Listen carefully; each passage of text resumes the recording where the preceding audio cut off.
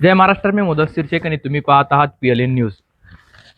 नगर परिषद सार्वजनिक निवडणूक 2025 साठी परडी नगर परिषदेतील 2 डिसेंबर रोजी 30 नगरसेवक पदांच्या आणि 1 नगराध्यक्ष पदांच्या निवडणूक झाली होती। राहिलेले 5 नगरसेवक पदांसाठी निवडणूक स्थगित करण्यात आली होती। नंतर त्यांचा पूर्ण नियोजित कार्यक्रम जाहीर करण्यात आला होता। 30 डिसेंबर रोजी त्यांची निवडणूक होणार आहे आणि 21 डिसेंबर रोजी सगळ्यांच्या सोबत 35 नगरसेवक आणि 1 नगराध्यक्ष पदांची निकाल लागणार आहे। याकडे संपूर्ण महाराष्ट्राचा लक्ष लागलेला ह्या परडी नगर परिषदेमध्ये परवा दिवशी निकाल लागणार आहे। एकीकडे महाविकास आघाडीतून काँग्रेस पक्ष बाहेर पडला होता आणि दुसरीकडे महायुती निवडणूकच्या रिंगणात होती। एकंदरीत पाहिलं गेलं तर 3 मुख्य निवडणूक होती नगराध्यक्ष पदांसाठी। एक काँग्रेस पक्षाकडून काँग्रेसचे शहर अध्यक्ष बहादूरभाई यांची वाईफ होती। दुसरीकडे राष्ट्रवादी शरद पवार गटाकडून दीपक नाना देशमुख यांची वाईफ संध्याताई दीपक देशमुख होती आणि राष्ट्रवादी अजित पवार गटाकडून बाजीराव भैया यांची वाईफ पद्मश्री बाजीराव भैया धर्माधिकारी होती। तर ह्या तिरंगी लढत परळी नगर परिषदेत पाहायला मिळाली होती।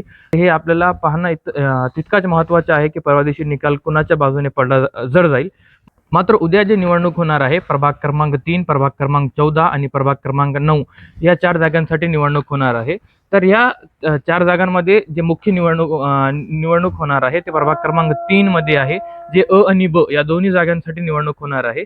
तर मागच्या आठवड्यामध्ये तिथे जे 2 सभा झाली तिथे MIM कडून मोहसिन शेख यांची वाईफ आहे, दुसरीकडे शरद पवार गटाकडून फिरोज जब्बार शेख यांची आई उभी आहे, तर अय्यूब भाई यांची वाईफ उभी आहे। तर हे तिरंगी लढत आहे। त्यात या प्रचारात मात्र 2 सभा जे प्रामुख्याने झालेली आहेत, एक MIM पक्षाची सभा झालेली आहे आणि आज खासदार बजरंग सोनवणे यांनी राष्ट्रवादी शरद पवार गटाच्या उमेदवारांसाठी सभा घेतली आहे। मात्र या 2 सभेमध्ये जे कंबाईन एक गोष्ट पाहायला मिळालेली आहे ते आहे तिथला जे स्थानिक मुद्दा आहे सिमेंट फॅक्टरीचा।